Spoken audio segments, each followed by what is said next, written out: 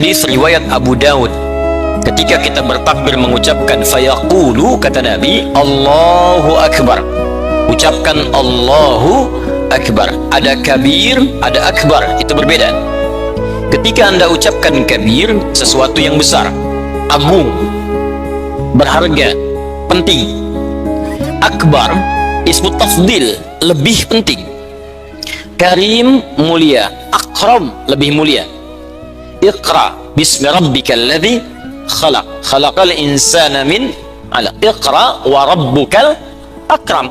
Muhammad, baca, bukan karena engkau tak pernah punya guru untuk mengajarkan engkau membaca, bukan karena engkau tak pernah sekolah sehingga engkau bisa membaca. Tidak, niatkan membaca itu karena Allah yang lebih mulia dibanding semua guru dan tempat-tempat belajar itu. Jadi kalau guru saja bisa mengajar, bisa membaca, apalagi Allah yang lebih mulia daripada itu menjadikan kau sekarang bisa mengikuti bacaan. Itu ismun tafdil. Kita mengucapkan Allahu Akbar. Jadi kalau ada kabir, maka hanya Allah yang akbar, satu-satunya yang agung, satu-satunya yang besar, satu-satunya yang istimewa. Karena ada Allah yang paling akbar, maka kabir-kabir yang lain buang. Proyek masyru' kabir, proyek besar, buang dulu. Bait kabir, rumah besar, buang dulu.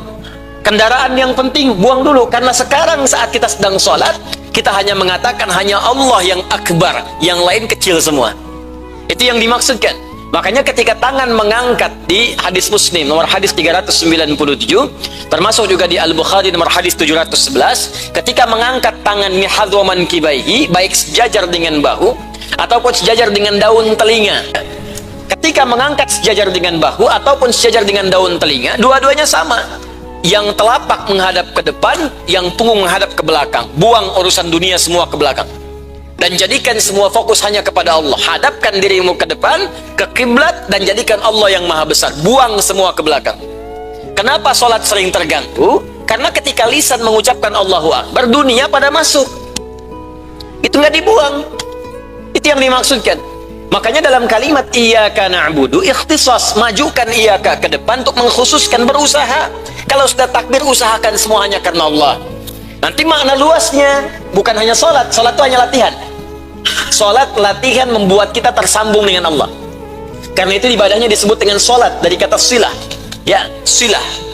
Wasala yasilu silatan, silaturahim. Ya, kita berkumpul untuk bersilaturahim. Maksudnya apa? Kita berkumpul untuk mengeratkan hubungan. Puncak silaturahim bukan saat kumpul, saat berpisah. Kalau saat kumpul Anda menyapa, wajar orangnya ada. Tapi kalau sudah berpisah, Anda mendoakan, Anda juga menyapa juga, Anda juga masih ingat dengan dia, mendoakan yang baik-baik. Itu yang disebut silah namanya. Terhubung walaupun dimensinya sudah terpisah. Ibadah yang melatih kita terhubung dengan Allah disebut sholat namanya. Karena itu dalam bahasa Arab, doa pun disebut sholat. As-sholatu hiya doa. Kenapa sholat disebut dengan doa dan doa disebut dengan sholat? Karena saat berdoa kita terhubung dengan Allah subhanahu wa ta'ala. Makanya kalau orang berhasil sholatnya, bukan sekadar saat sholat, selesai sholat pun dia ingat Allah. Itu yang dimaksudkan. Di konteks luasnya iyyaka na'budu itu bukan hanya saat sholat, pasca sholat pun hubungannya tersambung dengan Allah. Karena itu ketika Anda buka Quran surah keempat An-Nisa ayat 103, agak sedikit ke atas sebelah kanan di mushaf, itu kalimat Allah langsung jelas. Orang yang berhasil sholatnya, selesai sholat dia langsung ingat kepada Allah. فَإِذَا قَضَيْتُمُ الصَّلَاةَ فَاذْكُرُوا اللَّهَ قِيَامًا وَقُعُودًا وَعَلَى جُنُوبِكُمْ. Maka jika sholat telah tuntas Anda kerjakan, orang yang berhasil sholatnya itu, maka dia akan segera, fa-nya itu langsung tanpa jeda. Harfu 'atfin rabitin baina syai'aini bila hudud. Huruf yang menyambungkan dua peristiwa tanpa jeda. Peristiwa pertama sholat selesai, peristiwa kedua pasca sholat. Antara sholat selesai dengan setelah sholat, cepat tanpa jeda dia ingat dengan Allah.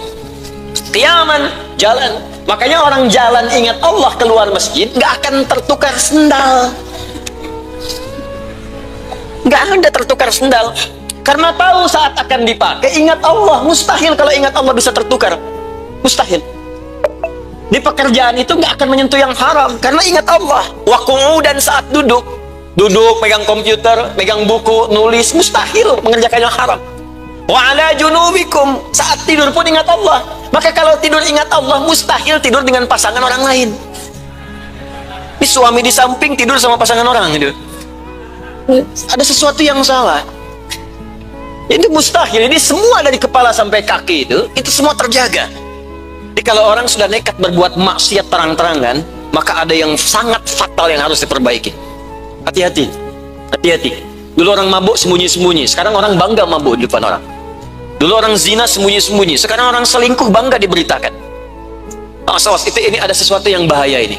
Ada sesuatu yang bahaya dan jangan kita menjadi bagian dari peristiwa itu. Ya, mesti contoh yang baik-baik yang bisa kita terapkan dalam kehidupan. Ya, kembalikan kepada pembahasan kita tadi. Jadi iyyaka na'budu bagian pertama melatih kita supaya tetap tersambung dengan Allah dalam setiap aktivitas yang kita kerjakan, jadikan semua karena Allah. Kalau semua sudah karena Allah, maka wa disertakan di dalam kebutuhan dia, nasta'in, iyyaka nasta'in, maka semua kebutuhannya akan dikhususkan oleh Allah Subhanahu wa taala sepanjang ia hanya meminta kepada Allah saja. Contoh paling jelas dari keterangan ini di Al-Qur'an itu indah, Pak, Bu. Menerangkan sebuah teori, ya, baik itu informasi perintah atau larangan, diberikan kemudian penjelasan yang detail, setelah itu diberikan contoh supaya kita bisa memahami dengan jelas. Kalau bahasa tegasnya begini, kalau sudah dicontohkan terjadi belum yakin juga seperti apa lagi mesti diberikan penjelasan. Contohnya Maryam, dan Allah memilih bukan nabi bukan rasul supaya kita tidak kemudian mengatakan kepada Allah dia kan nabi, ya Allah dia kan rasul. Allah berikan contoh yang bukan nabi dan rasul untuk memberikan pendidikan terbaik untuk kita. Maryam bukan nabi, bukan rasul, seorang perempuan yang sangat salihah, hasil pendidikan kedua orang tuanya. Jadi kalau Anda menginginkan anak yang salih, maka jadilah orang tua yang salih. Ingin anak yang salihah, maka jadilah ibu yang salihah, istri yang salihah.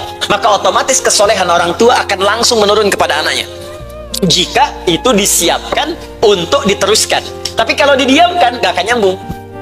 Didiamkan tuh bapaknya soleh sendiri, ibunya soleh sendiri, gak pernah diturunkan kepada anak. Imran bukan nabi, Hannah pun bukan nabi, keduanya bukan rasul.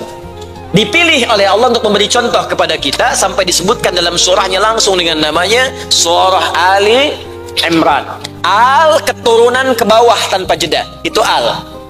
Alun, kenapa disebut alun? Karena semua keluarga ini ke bawah itu soleh semua, Pak, Bu. Ali Imran, Imran dengan Hannah menikah, melahirkan Maryam, Maryam solih solihah. Maryam melahirkan Isa, Isa nabi dan rasul. Semua keturunan baik itu. Nah, Imran dengan Hannah mendidik anaknya Maryam supaya memaksimalkan na'budu ini dengan konsep iyaka. Bahkan saking ingin mengkhususkan anaknya dekat dengan Allah, dibikinkan mihrab supaya anak itu bisa ibadah di dalamnya. Bapak Ibu bisa contohkan nanti di rumah untuk anak-anak nih, ya, disiapkan. Ini untuk sholat dia, baca Quran dia. Bedakan dengan tempat biasa. Mulai bisa dilatih itu, ya. Kalau anak masih mulai bermain, nggak apa-apa. Namanya bermain, mungkin dia di tempat bermain baca, ini kan? Maaf, bisa jadi di ruang tamu, di kamar, itu nggak ada masalah. Tapi kalau nalarnya sudah mulai matang, tempatkan di tempat khusus. Karena kalau anak sudah mulai matang, pikirannya mulai bercabang, sudah bertanya, sudah mengkaji, maka dekatkan dengan tempat yang khusus supaya fokusnya bisa terhubung dengan Allah secara sempurna. Maka dibuatkan mihrab oleh bapak ibunya untuk fokus beribadah kepada Allah. Ini teori iyaka tadi, khusus berusaha. Apa yang terjadi? Di situ didekatkan dengan Allah, diberikan mihrab, dibimbing pamannya Zakaria supaya tidak salah.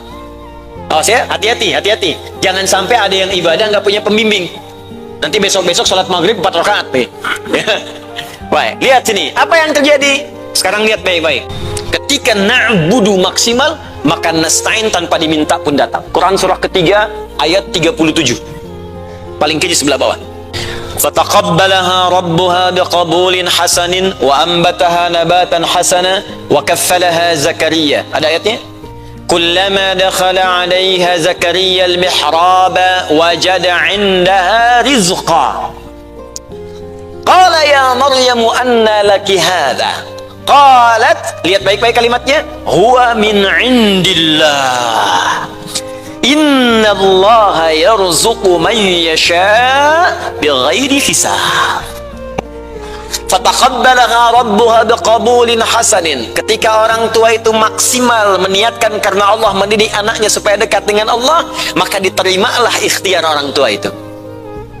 Kalau sudah ikhtiar orang tua diterima, maka ringan tugas orang tua, Allah yang seterusnya akan memberikan perhatian maksimal kepada anak itu. Makanya Bapak Ibu kalau dari kecil mendidik anak karena Allah, dekatkan dengan Allah, Bapak Ibu nggak akan capek setelah nanti sepuh ke depan. Anak itu dewasa nggak akan capek, Bu, Pak. Coba lihat anak-anak penghafal Quran itu. Orang tuanya nggak capek nabung buat haji. Ketika anaknya hafal Quran, Bapak Ibunya ikut haji. Kerabatnya ikut umrah, gurunya ikut juga. Jadi ketika Anda mendekatkan anak Anda dengan Allah, ini langsung jawaban dari Allah. Saya akan buat ringan kedua orang tuanya ketika dia mendapatkan kenikmatan dalam merawat anaknya itu. Awalnya memang susah, Bu, nggak apa-apa, Pak. Kadang bangun malam, ngajak anak untuk tahajud, ngajak anak untuk menghafal Quran, masukin pesantren. Awalnya memang capek. Kadang-kadang sedih, baru dilepas dah pengen balik lagi.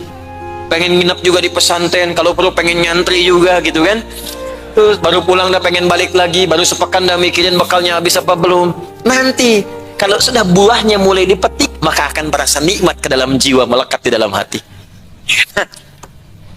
Ya, jadi itu yang diberikan oleh Allah. Wa ambataha nabatan hasana, aku rawat dia sampai dia tumbuh dewasa dengan perawatan yang maksimal. Kadang-kadang Anda merawat dengan baik di rumah, titipkan ke sekolah, karena Anda nggak tahu dia berteman dengan siapa. Kalau Allah tidak melembutkan hati teman-teman dia, bagaimana kemudian Allah bisa memberikan jalan kebaikan bagi anak itu tumbuh? Bapak kan nggak tahu apa yang dibeli anak itu saat jajan, Pak, di sekolah. Mungkinkah makanan itu baik untuk dia? Menjaga kekuatan kemudian memori dia. Siapa? Kalau Anda nggak titipkan kepada Allah, siapa yang merawat dia saat dia tidak bersama Anda? Nah, mustahil titipan itu diterima dengan baik kalau Anda tak punya hubungan baik dengan Allah, Pak, Bu. Mustahil. Anda nggak punya hubungan baik dengan tukang parkir, apalagi musuhan. Pengen nitipin barang Anda di situ, ya langsung ditolak, Cepi. Dari jauh udah dilihat-lihat tuh, ngapain ke sini, langsung tolak. Sekarang Anda pengen nitipkan anak Anda kepada Allah, Anda nggak punya hubungan baik. Udah sholat terlambat, Jumatan nunggu khutbah yang kedua. Kadang-kadang khotib khutbah di belakang bikin khutbah sendiri. Nah, terus setelah itu pengen menuntut sama Allah, ya Allah anakku, ya Allah ini. Dibangun hubungan baik dulu.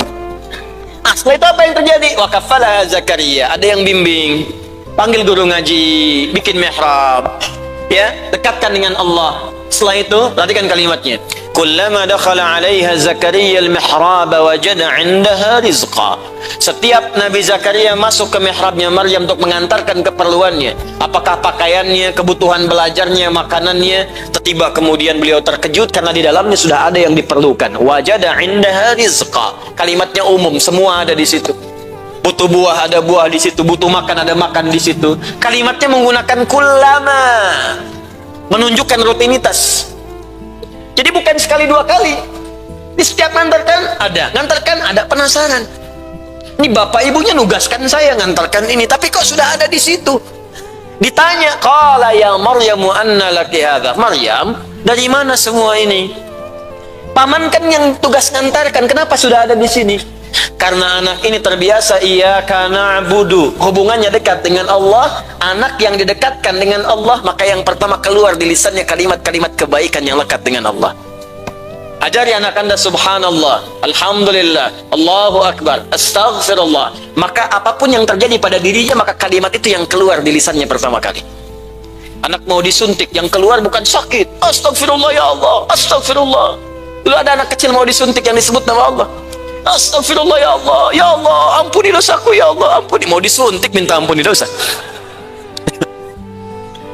Saya menarik tuh, anak-anak disekolahkan di sini, kita ajarin pendidikan Qur'ani, di kurikulum Quran diturunkan. Itu mereka kalau kosong, itu yang disebut Quran. Kosong tuh keluar Quran aja. Lagi main perosotan apa, karena kosong tuh yang keluar itu. Quran, hadis, Quran, hadis, Quran, hadis, otomatis masuk. Nah sama seperti tadi, Maryam otomatis langsung bilang, huwa min indillah, paman semua dari Allah. Jadi kalau kita kuat na'budunya, bahkan belum angkat tangan pun Allah tahu apa yang akan dimintakan, sudah diberikan sebelum dimohonkan. Dan dicontohkan Maryam bukan nabi, bukan rasul, untuk memberikan pesan kepada kita bahwa semua kaidah ini berlaku bagi setiap hamba Allah yang memaksimalkan ibadahnya kepada Allah Subhanahu wa taala. Saking pentingnya ibadah, Nabi Muhammad pun saat diisrakan bukan gelar nabi dan rasul yang dipanggil, tapi gelar ibadahnya sebagai seorang hamba. Kenapa engkau aku panggil untuk Isra? Karena ibadahmu itu tak tertandingi, maksimal, luar biasa. Nabi Rasul sebelumnya nggak bisa menyaingi Nabi Muhammad SAW, yang dijamin surga, dijamin terbebas dari maksiat, dijaga ma'sum madmun, madmunun bil jannah ma'sumun minal ma'siyah, masih mampu berdiri dalam salat malamnya rakaat pertama bengkak kaki, sehingga Nabi Isa menyebutnya dengan Ahmad. Maka langsung diundang oleh Allah menerima perintah salat itu dengan kehormatan yang luar biasa. Isra'nya dari Masjidil Haram ke Masjidil Aqsa di Palestina, mi'raj naik ke atas ke langit. Dengan kalimat apa panggilannya? Dengan kalimat abdun, puncak penghambaan dan ibadahnya. Bukan kerasulannya, bukan kenabiannya, tapi kalimat puncak ibadahnya sebagai seorang hamba. Turun Quran surah ke-17 ayat yang pertama, paling kiri sebelah atas. Subhanalladzi asra bi'abdihi, bukan bi rasulihi, bukan bi nabiyhi. Allah ingin memberikan gambaran kepada kita, semakin tinggi puncak ibadah kita kepada Allah, semakin tinggi Allah akan mengangkat derajat kita dalam kehidupan dunia dan akhirat dengan izin Allah Subhanahu wa taala. Karena itu dalam pendapat yang kedua disebutkan, kalau kita ingin maksimal menjadikan itu, maka mudhafkan, idofatkan, dekatkan, tempelkan. Kalau sholat, tempelkan diri kita seakan-akan langsung diawasi oleh Allah, walaupun kita tak mampu melihatnya. Iya kak, saya khususkan karena Allah. Bagaimana caranya? Langsung diajarkan oleh Nabi, supaya nggak ngarang sendiri. Hadis Muslim nomor hadis ke-8, bab ihsan. Ya, iman, Islam, ihsan. Anta'budallaha ka'annaka tarahu. Ta'bud, kita mengatakan na'budu, kata Nabi ta'bud. Kalau kamu sedang na'budu, kamu sedang sholat, kamu sedang ibadah, ka'annaka tarahu. Fa illam takun tarahu fa innahu yarak. Rasakan Allah mengawasimu, ada di depanmu, dekat denganmu. Kalau tak mampu engkau melihatnya, maka rasakan Allah langsung yang mengawasimu seketika. Itu yang disebut dengan ihsan. Kalau ada orang bersikap seperti itu yang disebut dengan iyaka yang paling maksimal. Ya.